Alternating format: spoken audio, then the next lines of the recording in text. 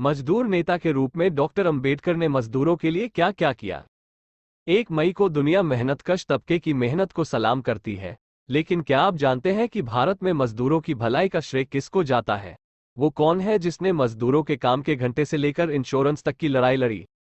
आज दुनिया भर में मजदूर दिवस मनाया जा रहा है। 1 मई को दुनिया मेहनतकश तबके की मेहनत को सलाम करती है। कोरोना काल में मजदूरों पर सबसे ज्यादा मार पड़ रही है, लेकिन आजादी से भी पहले इसी तरह की मार से मजदूरों को आजादी दिलाने वाला कौन था? क्या आप जानते हैं कि भारत में मजदूरों की भलाई का श्रेय किसको जाता है? वो कौन है जिसने मजदूरों के काम के घंटे से लेकर इंश्योरेंस तक की लड़ाई लड़ी? जवाब है डॉक्टर बी.आर. अंबेडकर। आइए आपको बताते हैं बाबा साहब ने मजदूर वर्ग के लिए क्या कुछ किया। काम के घंटे 14 से घटाकर 8 कराए। आज भारत में काम के 8 घंटे हैं तो इसका श्रेय बाबा साहब को ही जाता है। 27 नवंबर 1942 को हुई 7वीं लेबर कॉन्फ्रेंस में बाबा साहब ने काम के घंटे 14 से घटाकर 8 कर दिए। उससे पहले भारत में मजदूरों को 14-15 घंटे काम करना पड़ता था। ये बिल पेश करते हुए बाबा साहब ने कहा था, काम के घंटे घटाने का मतलब है रोजगार का बढ़ना, लेकिन काम का समय 12 से 8 घंटे किए जाते समय वेतन कम नहीं किया जाना चाहिए। बाबा साहब ने मजदूरों को दुर्घटना बीमा, provident fund, TADA, medical leave और छुट्टियों जैसे लाभ भी दिलाए। मजदूरों की भलाई के लिए 10 बिल ड्राफ्ट किए। बाबा साहब ने मजदूरों की भलाई के लिए खुद 10 बिल ड्राफ्ट किए।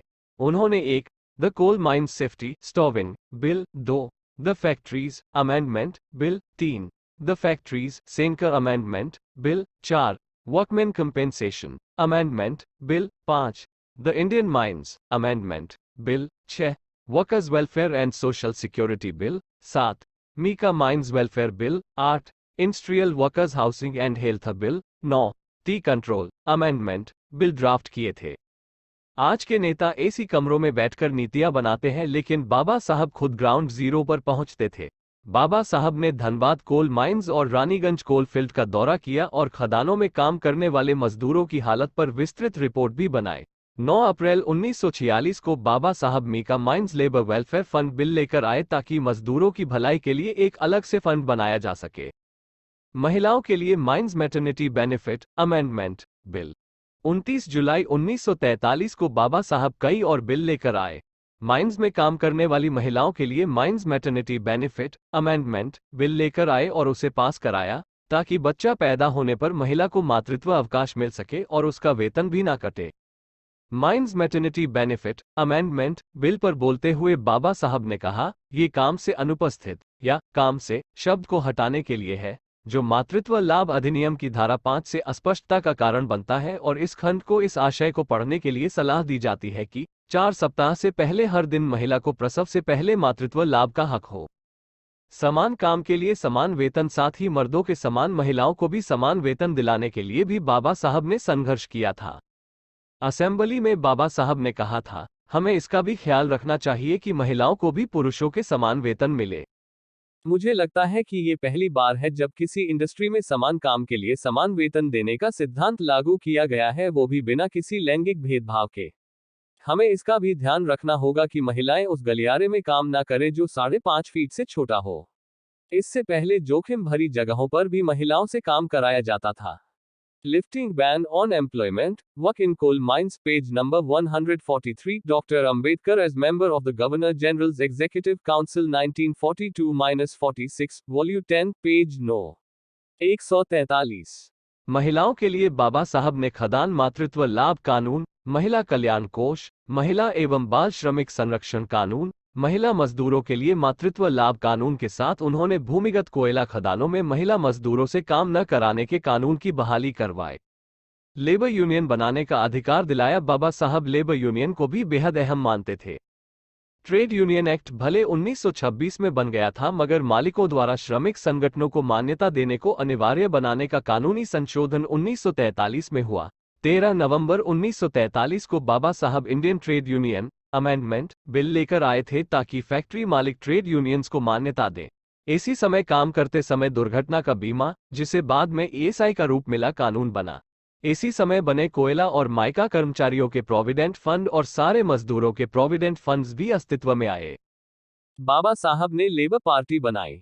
बाबा साहब ने 15 अगस्त 1936 को इंडिपेंडेंट लेबर पार्टी की स्थापना की थी। उसके टिकट पर वे निर्वाचित हुए थे और 7 नवंबर 1938 को 1 लाख से ज्यादा मजदूरों की हड़ताल का नेतृत्व भी डॉक्टर अंबेडकर ने किया था। इस हड़ताल के बाद सभा को संबोधित करते हुए उन्होंने मजदूरों का आह्वान किया कि मजदूर मौजूदा लेजिस्लेटिव काउंसिल में अपने प्रतिनिधियों को चुनकर सत्ता अपने हाथों में ले ले।